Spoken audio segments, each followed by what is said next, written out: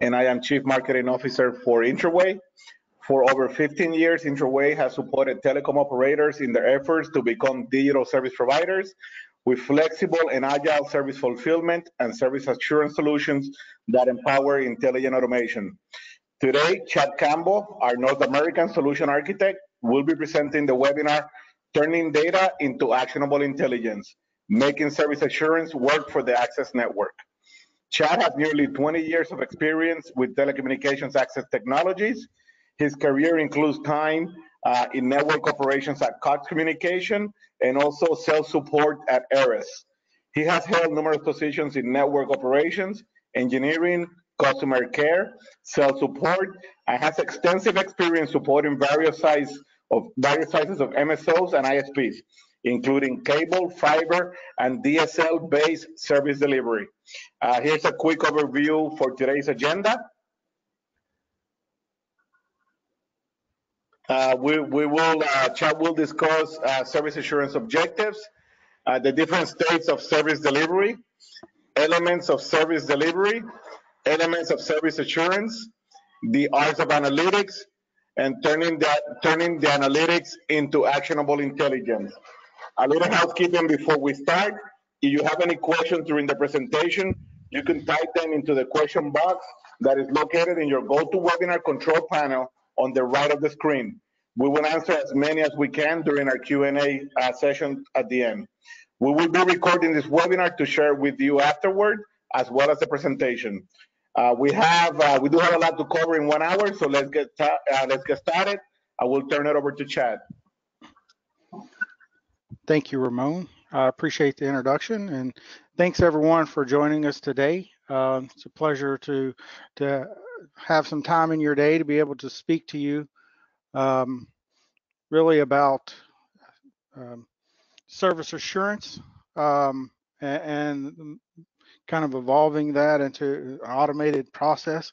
But before I get started, I wanted to just kind of give you some insight into the guiding principles that we use when we're thinking of these types of solutions and architectures. We believe a lot in self-serve, self-healing, autonomous types networks that do analysis in real time, provide feedback via portals or whatever for all of the stakeholders involved, generate KPIs as a byproduct of every transaction, and are really system reliant as versus people reliant.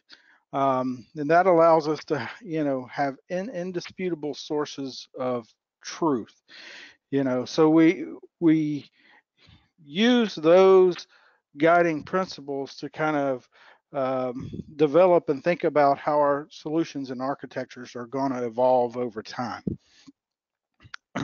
So service assurance, really what I want to talk to you about today is, kind of how we want to evolve our thought process around service assurance to take better advantage of the tools that we have, the data that we have. I mean, we're gathering a lot more data these days, and how we can ultimately, set ourselves up through our analytics process around service assurance to get us to an open, scalable, standard architecture for actual intelligence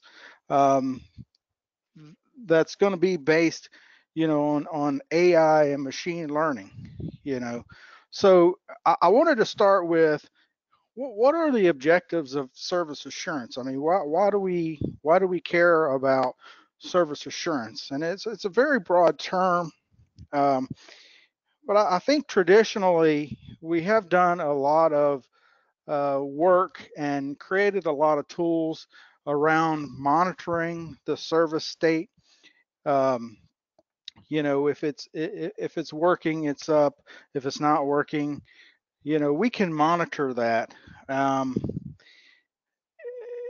we've done a good job of that traditionally, and we've always had an idea to have an impact on the customer experience, a positive impact on the customer experience. But it really is more important now than ever, because we're coming from an era when, features were how we could differentiate ourselves as a service provider. There was definitely speed wars that went on for a while, and that's still in play in some of the rural areas.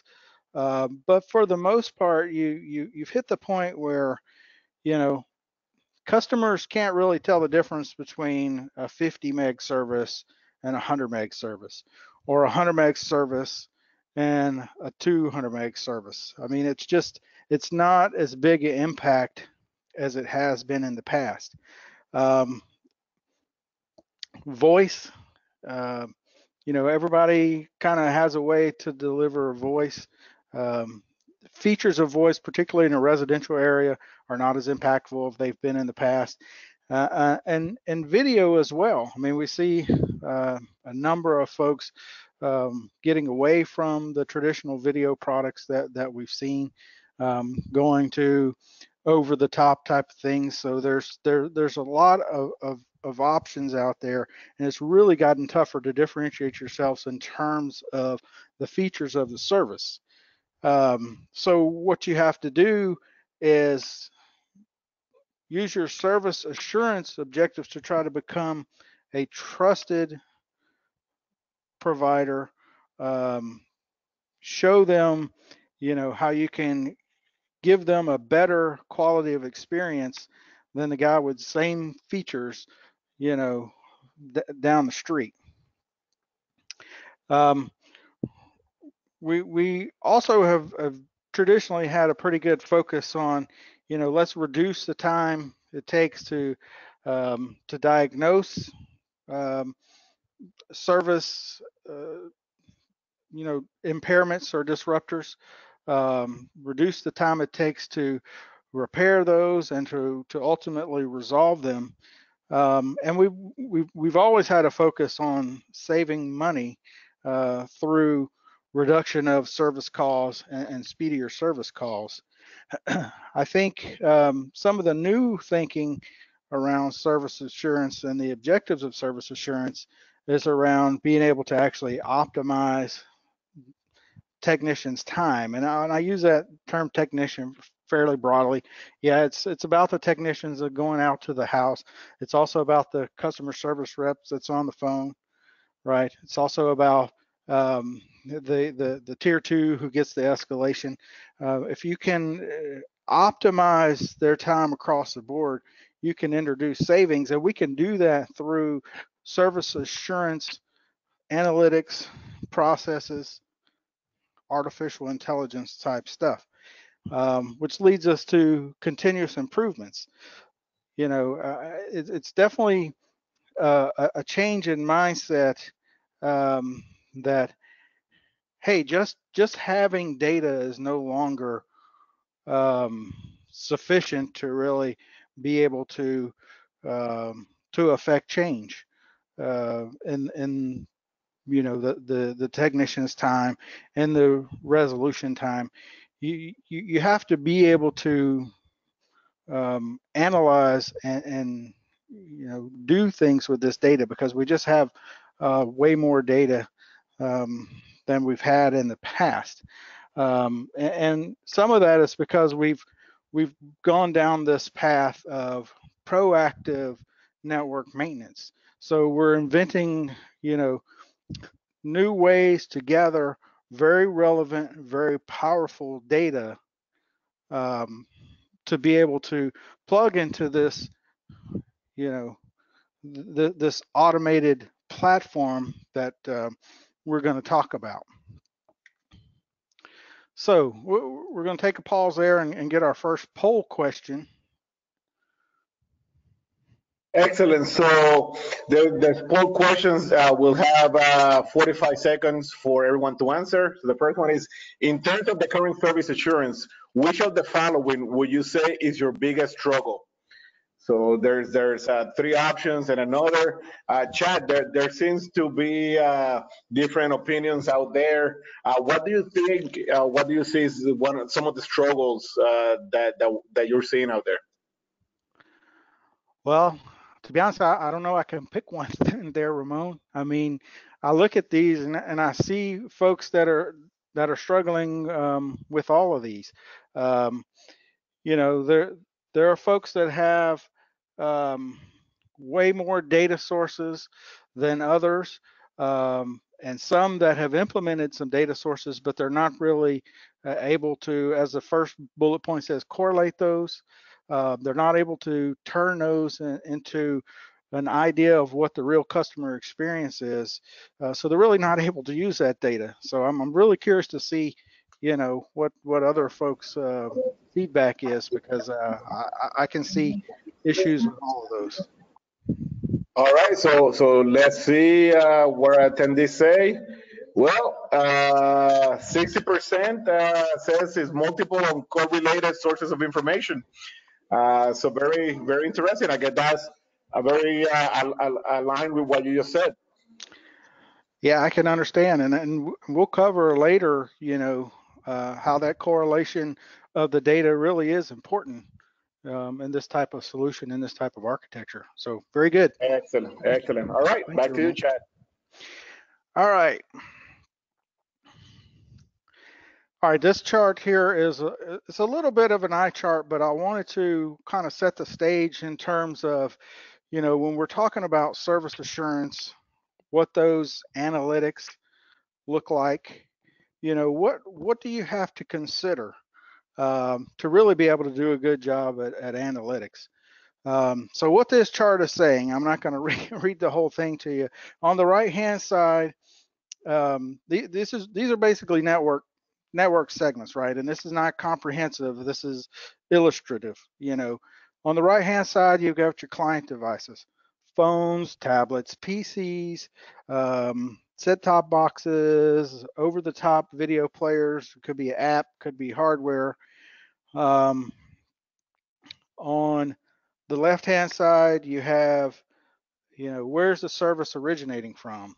So web server could be content delivery for video. It could be a soft switch for voice. Wherever that ultimately that service is originating from, it's got to make its way all the way to the client device. Now, as access providers, I mean, we know that there's a lot of pieces that come into play here. And some of the ones that I really wanted to call out was, the just to the left of the client devices are the network access points. Wi-Fi is huge these days. I mean, almost everybody these days depends on Wi-Fi to get the data down to that final client device. And I've heard statistics as high as 70+% of service calls are related to the actual Wi-Fi at the customer prem. So being able to understand that, digest that, analyze it can really help you in terms of determining where you have disruptions to your service. To the left of that, you've got the NIUs. So if you're a cable operator, it's generally a cable modem. You have fiber ONTs, ONUs, DSLAM modems, and even the cellular phones with their LTE devices. So and then it moves on up. I mean, into your network. But the point there is, and if you look at the horizontal boxes, kind of at the bottom of that is, there is a lot of data to be mined here, right? I mean, on the server applications, you'll monitor it for faults, you'll monitor it for CPU performance, you'll monitor it for the particular processes that might get hung up or stop, and those are the things that we call the blocking and tackling. I mean, you got to have those pieces to really understand what's going on in your network. and on the right-hand side, the connectivity. I mean, when um, uh, X number of modems are no longer talking to a CMTS, right? Um, if an ONT goes offline. And if you're managing at that level, you could even know, when the Wi-Fi, or in the case of video, maybe you have more legacy type set-top boxes. Whether that's a cable operator, or more of an IP-based video. You have that information. You can grab that information about the connectivity, the configuration. You might even be doing some grabbing of data on the quality of that service. Are you monitoring the link speed? Are you monitoring the status of that? And you could even potentially be doing quality of experience.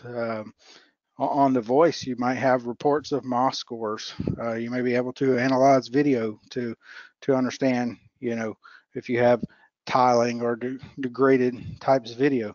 So you have a lot of information across a bunch of network segments to help you understand, what could be impacting the state of the service. So I think of states of service in 5 categories. You've got the straight up outage, devices are offline, modems are not there, servers are not there. Like I said, these are the things we call blocking and tackling that we've done a good job with over the years. They're really easy table stakes type of stuff to be able to monitor. You can have outage where devices are actually there, but there's no connectivity. A server is up, the application is up, but for some reason it gets isolated from the rest of the network. Your end devices can't talk to whatever that service application is, and you have no service, right? But the devices are up. So if you're not monitoring at that level, then you wouldn't know. You would look and say, all the modems are up, all the EMTAs are provisioned with their config files. Well, the soft switch is just not connected, so you're not going to have service. And then we get into where the service is operational, but it's degraded. Things I mentioned before with tiling on the video, voice quality issues. If you have a business customers trying to have a conference call and they got echo constantly, they're not going to be able to use that service. So it's going to be degraded. And then maybe some that you don't think about as much, that I kind of label more in the proactive camp, is the states of service where you have the service is operational, and the customer may not be experiencing any perceivable problems with the service, but there's still measurable impairments. So as I mentioned before, we've really gone down this path of proactive network maintenance. So we're taking more and more measures of what's going on. So now you do have scenarios where you can say, hey, I see impairments to this service, even though the customer's not seeing any quality of experience hits, and they're not calling in. But you still want to keep an eye on that. You still want to be able to analyze that and utilize that as part of your overall service assurance kind of program that you have in place. And then you might, if you're lucky, have 1 or 2 devices that are in full operational state, no measurable impairments at all. I guess that depends on what you're measuring. I know that's going to be a little bit tougher to achieve. But what you want to do is have measurements in place where you can see how the service is moving up through these states of service. If it's going from no impairments to measurable impairments, from measurable impairments to graded service, eventually it's going to impact that customer experience. And that's where we want to design the solution and the architecture that can take advantage of that data to be able to give you the insight to that.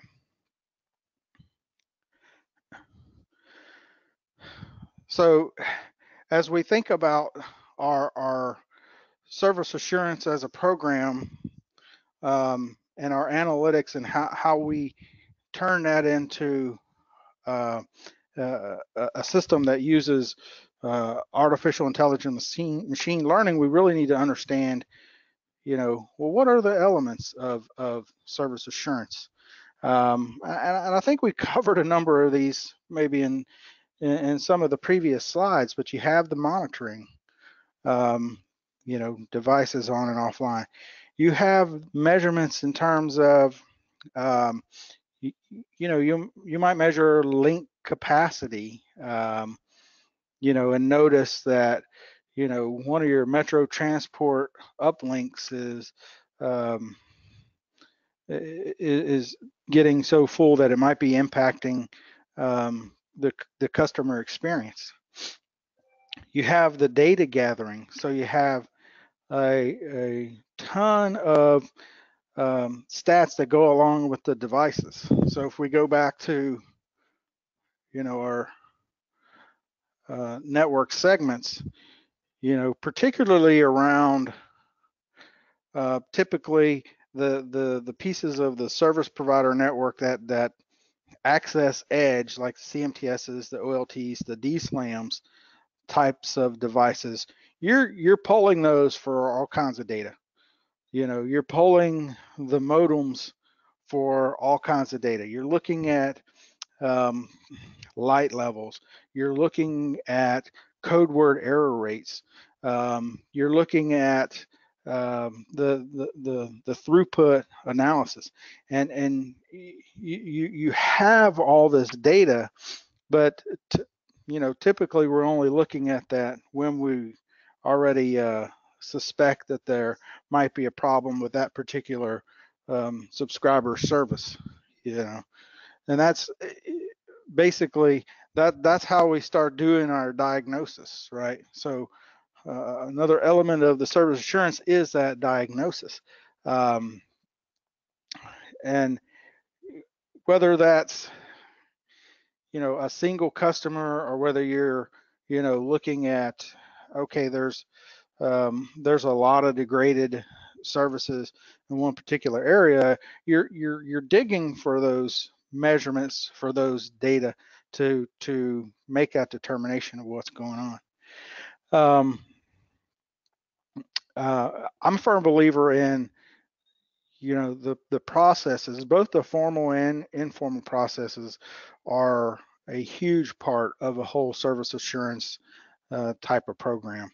I mean, you can have all the data, but if you don't intelligently incorporate that into how does that help you manage your network, how does that help you, decide, and put that down so everybody understands it, then you're not going to get a ton of value. And in fact, many of the MSOs that I have worked with in the past, this has been one of their biggest issues, is that you can show them what the data means, but they never incorporate it into the process. So it turns out not to be able to really provide the data. And then, once you do that, you have the opportunity to put what you learn back into the processes. So you might say, hey, we believe that this data, this threshold means a certain thing. So go do this, and then you find out, well, that's not exactly the case. Maybe we adjust the process. And then, just as important, I think the KPIs for a lot of different a lot of different folks, and I would go all the way from the subscriber. So if you can give the subscriber some performance indicators of how their service is performing, you're going to affect their overall perceived customer experience, and then um, your network maintenance technicians, your engineers, and your managers. I mean, KPIs are important across the board for everyone.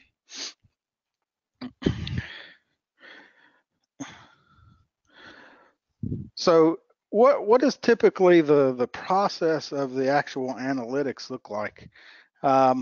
So let's start with a discussion of kind of the manual process that I think is the most abundant today, which is you have intelligent folks that know quite a bit about how your network is put together. They have access and insight to these tools, and they're using their wits, their knowledge, and their eyeballs, to make decisions. So what they're kind of the process they follow is they're going to identify, potential area of interest. A lot of times that's based on thresholds, you know. So you probably have tools today that will uh, label devices, color code devices, as red, yellow, and green, based on particular parameters that you've deemed important and you put into the tool that say, if you cross this threshold, this is a clear indicator that, something's gone, something of interest is going on in that particular network segment. So once they kind of manually see that and understand, where they might want to look, they usually go into the tools and they do their own data gathering. I mean, so the tools are going out and pulling the devices to gather that data, but it's usually displaying it in such a way that, it's humanly digestible, so they can understand, what is going on there. And they'll, the technician, the engineer, the customer support person, whoever it is that is doing this analysis is going to make some type of causation call. I mean, they are going to determine, what they believe, at least in the area that they believe that the problem is, and hopefully they have enough data to come to some type of solution so they can go out and say, hey, you need to go out and, tighten this connector. You need to go increase the capacity on one of the metro transport routers. I mean, usually they're going to figure out some way of doing a causation, and how they're doing that is either consciously or just kind of subconsciously. They're doing a correlation, right? They are figuring out where the common points are in the network to figure out, where it's most likely that this path that is required for this service needs some attention. And the other thing they do, either consciously or subconsciously, is prioritization.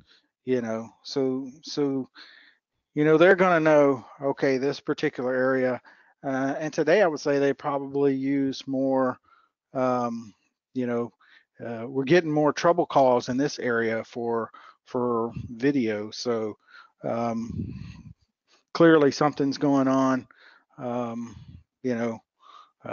Nobody can watch ESPN without tiling or whatever in this particular area. So they're doing the prioritization.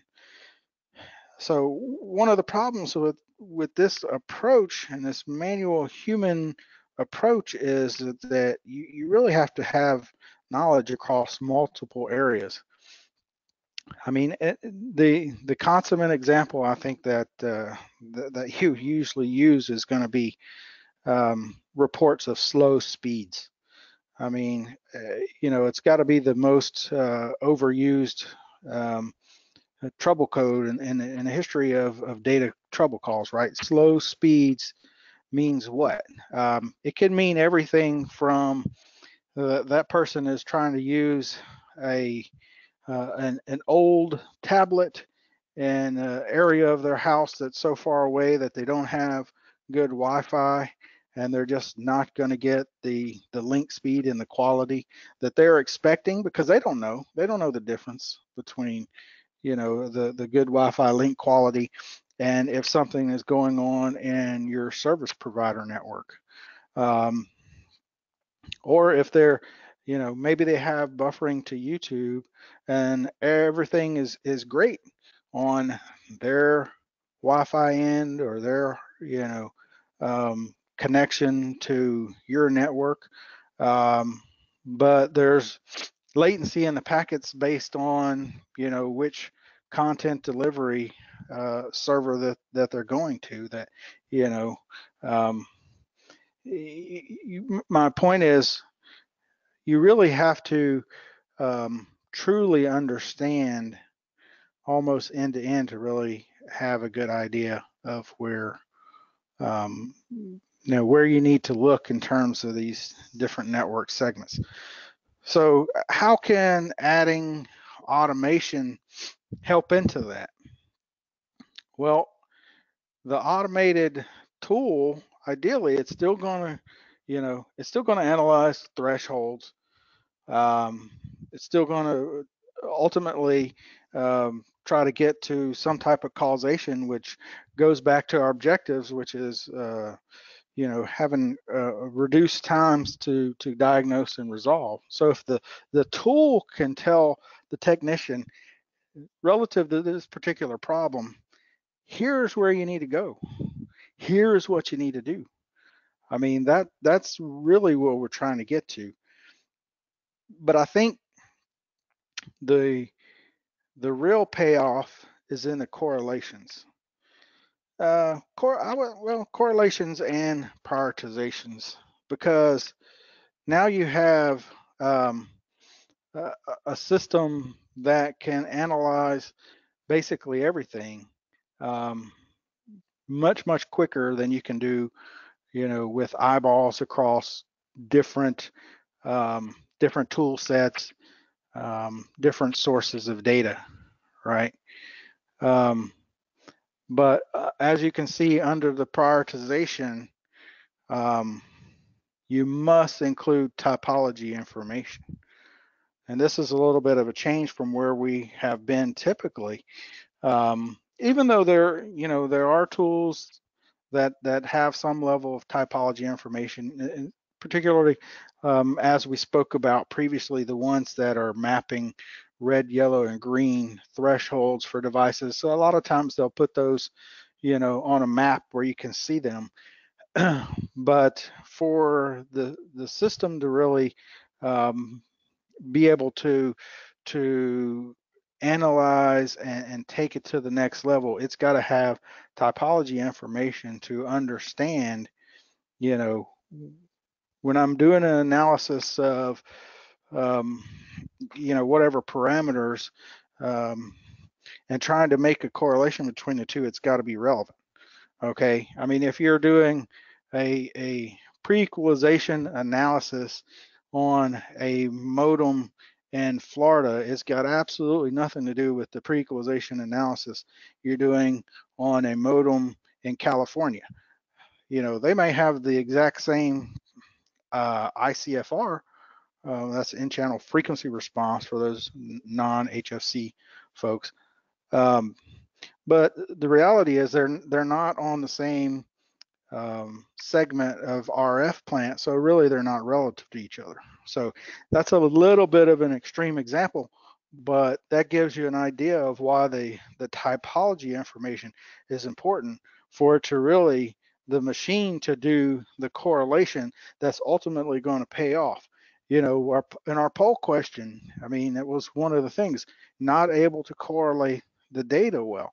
Where you have a good correlation engine with good, I don't know the right term to think of, business rules that your folks that are used to doing analytics are going to plug these types of business rules into the correlation engines, and it's going to be able to really come up with some powerful information. And the other thing it's going to be able to add is a stateful analysis. So it's going to know the current state of the network as it's doing the causation, the correlation, and the prioritization. And say, well, why is that useful? Well, it's useful because you know you want to make sure you understand uh, what the state of the network is right now and how that affects whether that correlation is a strong correlation or a weak correlation. And I think, you know, as we get into the future state of our networks with software-defined networks and virtualized network functions, it's going to be really important that, you know, human eyeballs are not going to be able to keep up necessarily with, you know, understanding what is the state of the network that's dynamically being moved around based on these business rules that are plugged into, you know, the orchestration information. So it's going to be able to understand the state, and it's going to be able to process all the areas for scoring. And that scoring is going to be kind of relative score of, hey, we know this particular score means that we might be impacting customer experience, but you also will be able to compare to a previous point in time. So if you have a degradation happening that hasn't reached that threshold that creates a poor experience for the customer, you can still understand that there's a trend there because you know what it was in the past and you know what it is now, and it can automatically kind of point you to those areas, because there's just no way you can go look in multiple areas with just your eyeball swiveling between applications. It's just not going to happen. And it can also factor in magnitude. So you know, there's the thresholds. You do have some level of magnitude today in your manual process, but it's certainly not being used to the level that it can be used when you have, you know, the ability to process the measurements, you know, in real time or near real time through the automated system. So the tool is going to be able to, you know, think in levels, and this is what I'm trying to illustrate here with this particular graph, is that, you know, in addition to, you know, the service level, the core domain level, access level, we kind of talked about those and what data that comes from in our previous graphic on the network segments. But now the tool can actually add the business level. Is this a business customer? Is this a residential customer? Is this a SIP voice service? Is this an MGC VoIP service? And make the correlations based on that, right? So you add in the ability to work at kind of the different levels of, you know, what's going on with the subscriber, what's going on in the access network. You know, is this subscriber being served by HFC, or is this a subscriber being served by fiber?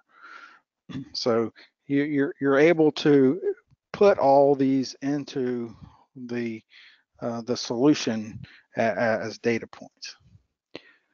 All right, I will take a break here. I think we got our next poll question. We sure do. Thank you, Chad. So again, let's take about 45 seconds to answer this quick poll question. In terms of service assurance, which of these concepts is your company prioritizing in their strategic plan? So there's three good options in there. Chat from your conversation with our customers and service providers out there. Without giving up too much, what do you think some of the priorities are? Well, I would say my experience is right now they're probably prioritizing the network virtualization, but not necessarily in terms of service assurance, just in what they're spending their time on. But when they think about service assurance, they're definitely looking to add that automation, as in, bullet number 2. So I would say, as the answer to this question, I would go with number 2, automated based on data analysis, machine learning. But a lot of them are really focused on network virtualization, which is going to ultimately get us into, what we'll talk about here after the poll. All right, so I'll tease you a little bit. Let's see. All right, network virtualization, 80%. Well, there you go. There you go. So it seems that to be alignment out there in the industry. All right, Chad, let's continue. Let's bring it home. You guys answering the poll are like my setup man, let me tell you. Because now what we talk about is, what we call actionable intelligence platform. So as we've been talking about the process of the analytics and the service assurance, what does that look like as a platform? And we think, the future state, as you get more into the SDN, NFV type stuff, you end up with kind of a closed loop lifestyle orchestration model, to where that actionable intelligence that we're learning through our processes, ingesting this information, analyzing this data, is going to be one of the things feeding back into the orchestration of the services. So, you have the service domain that's going to be controlling what your infrastructure looks like, what's the capacity. It's going to automate all that, and one of those inputs is going to be how you get your knowledge from your knowledgeable engineers who have been doing service assurance all these years into this life cycle. So from our perspective, what is required to be able to turn all this data into actionable intelligence? You have to have a good collection. You have to know what you want to collect. You got to be able to collect it in a way that it's relevant in almost real time, which means you're going to have to potentially stream some data. We have traditionally been very heavy on kind of polling. You go, hey, can you give me this data? A device returns that data. You put it in a database and then you munge it. Well, we're going to have to get more into streaming of that data and real-time manipulation of that data, which means you got to have high performance access to that data and storage of that data, because ultimately you're going to process that. You want to process it quickly and be able to make these decisions. If you're going to have closed loop automation, you can't be lagging behind in your analytics and in your processing of it. So as the bottom 3 boxes say, you've got raw data, you're finding areas of interest through the streaming, the manipulation, the analytics of that data, and you're turning that into something that's actionable. And here's kind of another way to say it in terms of, what are the enablers that it takes to do this. You got to have the right analytics in place. As I talked about, we have the historical data around, the monitoring. We've gotten into proactive type data. Now we need to really get into the correlation. We need to add the typology type of data. So you got to have that stuff there. You've got to understand what that means, and put it into the whole orchestration, coming up with the actionable items based on all that. And it requires AI and machine learning. I mean, this stuff has been around a while. It's time we start utilizing it to really, help with these types of solutions and architectures. So here's a view of what, an open, scalable, standard architecture. I mean, this has got no specific technology in it. That's not why this slide exists. It exists to show, the pieces that have to be in place, the databases, the machine learning, like we talked about. Kind of, if you look in the second from the top blue boxes in there, the predictive analytics, the decisions and the actions, that's the spot to where we're getting value from what we previously talked about, from the service assurance processes, the analytics of how you take that data. This is where we're getting that payoff, feeding this into the architecture for our predictive analytics and our decisions, and then you have the ability to present that data. You have ability to even gather some of that data through,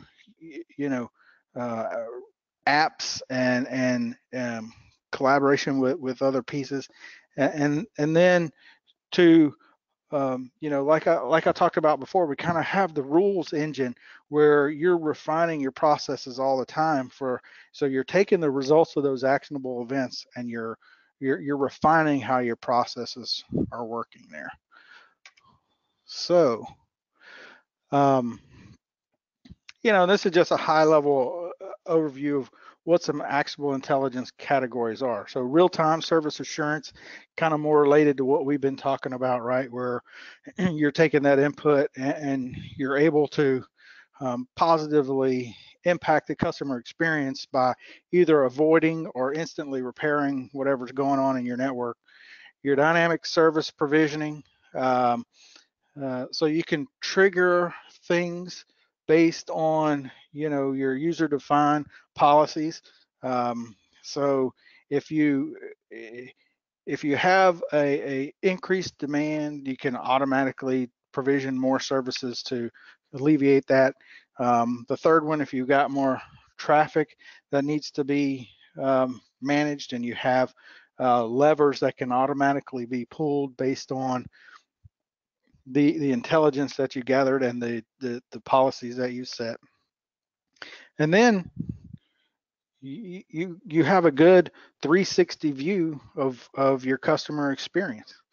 I think this is one that has been hugely lacking for a long time. I mean, how many different service providers have I talked to say, well, how do you know your service is up and running and is working to the way you expect? Oh, we wait for the phone to ring when a customer calls us. Well, with this type of solution in place, you don't have to do that. And then, as I talked about, the volume of data is going to increase. IoT pieces, they're going to give us a lot more insight. I mean, we're really, we're going to be able to leverage, if you've got millions and millions of devices that have pieces of information, you're going to be able to leverage that data to be able to make more intelligent decisions about really what's going on in your network. So we are, 10 minutes left, I guess, which is not too bad for Q&A. Ramon. Thank you, Chad. I appreciate it. And we do have a couple of questions. Let's see if we could get at least through one. Also, the questions that we do not answer, we will address them by email directly. So let's go quickly through that. So the first one is, what do you think is the most important move operators can make now to prepare the network for an AI power service assurance? Yeah, so this is, you know, it's really about the interlocks of what's required for this type of solution, right? I mean, I talked a few times about the importance of typology, and I think that's an area that is lacking for a lot of service providers. So those interlocks, typology, the product catalogs, inventory systems, all that has to be linked in there to really be able to take advantage of this type of system. Right, excellent, excellent. So you know what? Let's get through one more. I think we have a little more time. Could you give us one or two examples of use case for real time service assurance that can help visualize and resolve some of these network issues? Let's see. Sure. I guess one that worked on most recently is about taking leakage data in an HFC plant and correlating that with the downstream spectrum analysis of the full band capture modems. So again, for those that are not HFC oriented, basically what this is allowing you to do is there's a system that gives you geolocation coordinates of where it believes that there is a leak in the HFC plant. And this is based on injecting a signal into the plant, and then on their trucks they have basically sniffers for that signal that get magnitude and direction, and they estimate where that is. Well, if you couple that with the full band capture data that shows things like FM ingress, LTE ingress into your cable plant, you can really have some powerful correlations to get your network technician in the right place very, very quickly. Excellent, excellent. Thanks, Chad. We had a couple more, but we could answer them individually. Before we finish, a reminder at the end of this webinar, one of the things that we really strive to do is to provide valuable content to support you. So we're going to have a feedback session at the end, so you could answer that for us. We would really appreciate it. Also, Chad, anything else you would like to add? Yeah, I just wanted to add that, we will be at the light reading event on NFV and carrier SDN next week in Denver, and also at the SCTE Cable Tech Expo in Atlanta at the end of October. So, make sure come by our table, chat about us. We'll show you some, some demos of some stuff. Excellent. Thank you, Chad, and thank you, everyone. It has truly been a pleasure being with you today. Please be on the lookout for a follow-up email. I will have the webinar recorded and presentation. We're also sharing my email and Chad's email just in case you have any additional questions. With that said, thank you again, and please don't forget to complete the brief survey for us. Thank you very much. Appreciate it. Thank you, Ramon.